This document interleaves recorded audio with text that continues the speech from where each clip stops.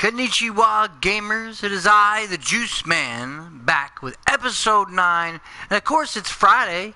And you know what Friday means, my fellow gamers, my YouTubers out there? Special shout out to X-Oni, to Pamela, to D-Ron, to Bellix, to Posthuman, to Green TP, and also, as always, Gamer Girl number 18. If you're joining me now, this is Friday. How you doing, Pam? And Friday is, of course, as always, Why You're Wrong. And today's episode is Why You're Wrong about the Technomancer. That's right, reviewers out there, especially you jerkasses at IGN, which stands, by the way, for Internet Gaming Noobs. That's right. Why you're wrong about the Technomancer. I'll tell you why you're wrong about it. And some gamers might snub their nose at the game, but let me tell you why you're wrong about it. Here's why you're wrong about it. Number one, the Technomancer features a fighting and combat style that is incredibly similar to the Witcher series. A very coveted and awesome role-playing series. If you've never had a chance to play the Witcher series, do yourself a favor, play 2. If not, play 3, because it's absolutely amazing. It also has elements of Mass Effect, with these grandiose environments here. Let's just take a look around, using the camera here. Look at this crazy, massive world, on Mars and whatnot. It's just got this great environmentals. And it does have some Mass Effect-like vibe. At one point you do rescue some people and do some things, and you actually get like a fast travel kind of vehicle, very similar to Mass Effect 2's, when they remove the Mako and you travel here and there and you have conversations. And you see, this is one of the issues that I have with this game, generally speaking, when it comes to people who have a tendency to take a dump all over this game. And to me, it's just absolutely ridiculous, because if you have a game like Witcher and Mass Effect and others that this does borrow and influence many from, and again, like I stated before in an earlier video, you're like, if it has the similar gameplay, if not identical gameplay, then what the fuck is the problem? So you reviewers out there were wrong about Technomancer, and you know why? It's because a lot of you guys out there didn't receive some free, copy of it, or Spiders didn't spend a bunch of advertising revenue on it, And that really just irks me, that you're just going to take a shit all over the game. When Spiders has aspired to be this, and they're basically an indie company, to put out this amazing title. And again, the Silk engine they use, which is a proprietary engine that they actually invented, by the way. Let's check out and see if I got anything I want to use here. It doesn't look like it here. That's fine. A proprietary engine that has some, if not the absolute best,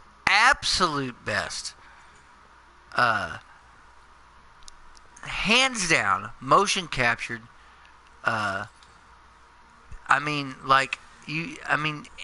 that you will ever see in a game. I've proven my point before in this. Let's take a little swing. Just the full extension. When you watch the character swing his, it's just absolutely amazing. Let's see this again in super slow-mo.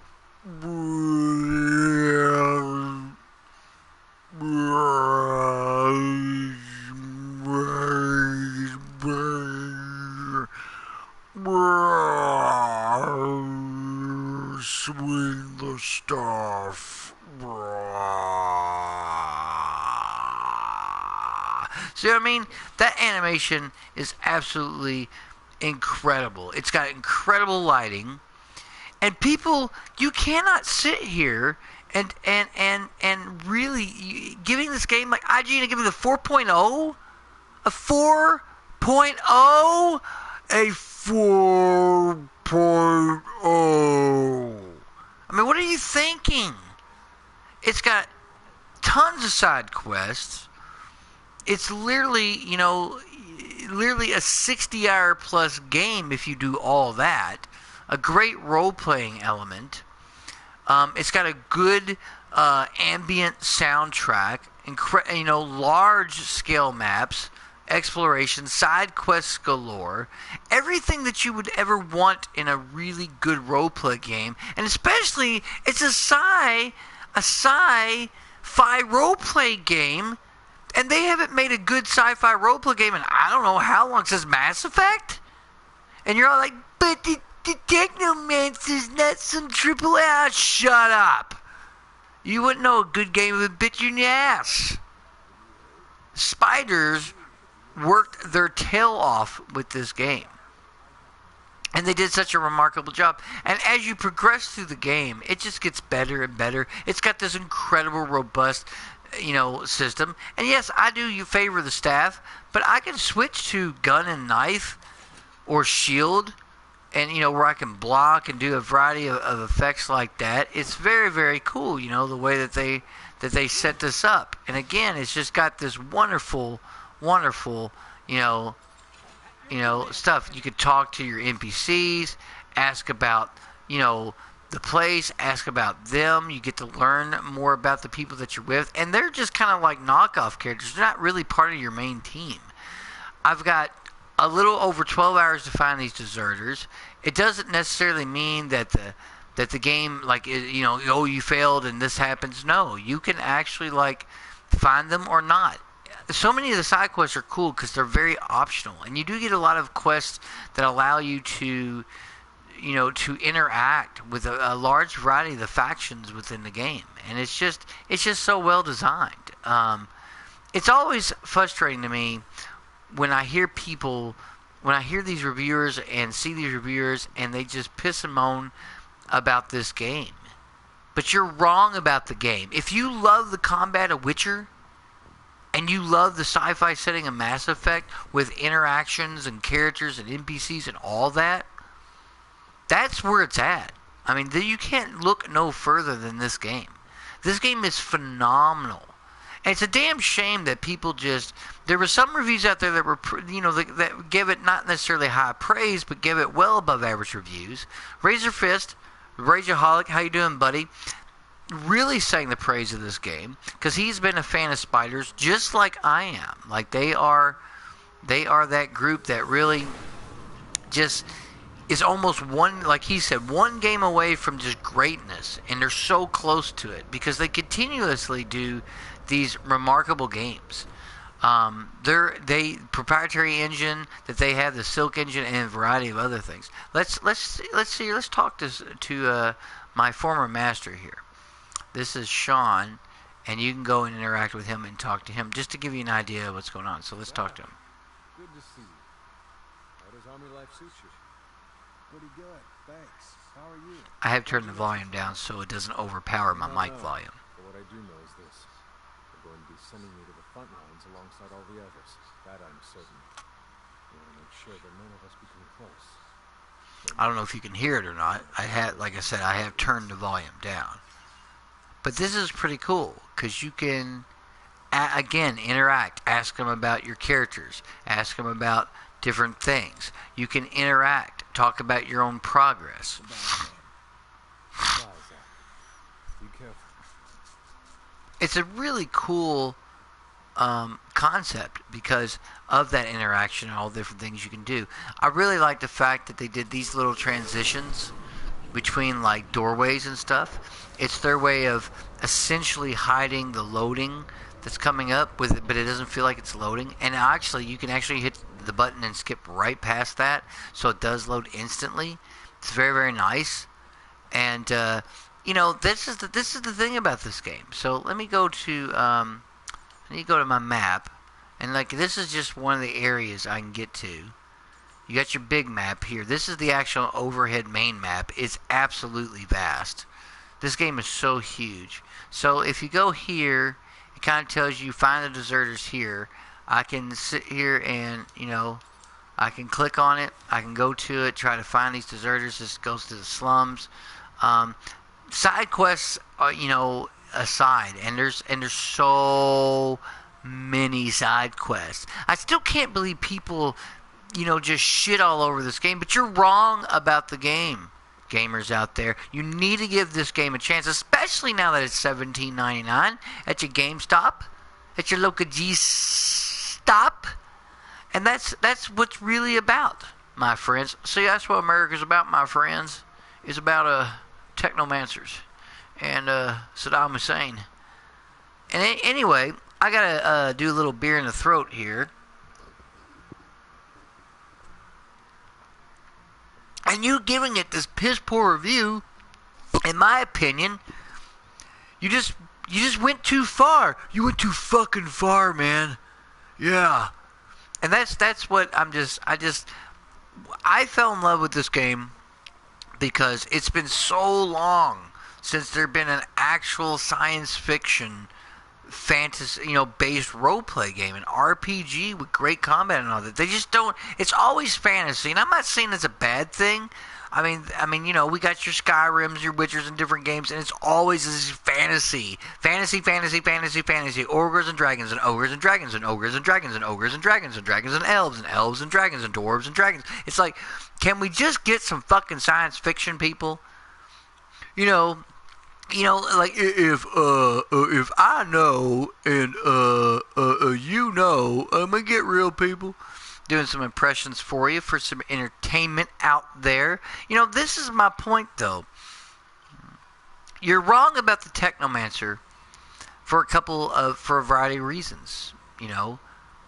And what you're wrong, when I think about why you're wrong. See, now I'm in the slums, and the entire environment really changes. You've gone down some levels. It does feel very slummy.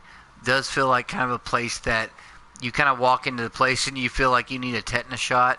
You know what I mean? Like as soon as you walk into the place. You're wrong about the Technomancer gamers out there and you YouTube channels and your main big time reviewers, because you basically shit on the game mainly for the fact that, maybe it may not be. I mean, yes, the graphics are good. They're not the best the PS4 has to offer, absolutely, compared to other games. In particular, Mafia 3 looks better. Games like, your GTAs and those type of games, because Spiders is essentially an independent company. But they really did this a remarkable job of setting up the environments and just everything they've done. It's very, very nice to play a game like this. And see this guy here, he's going to attack me, and I actually still on my shield and all that, so I'm just going to beat the hell out of him.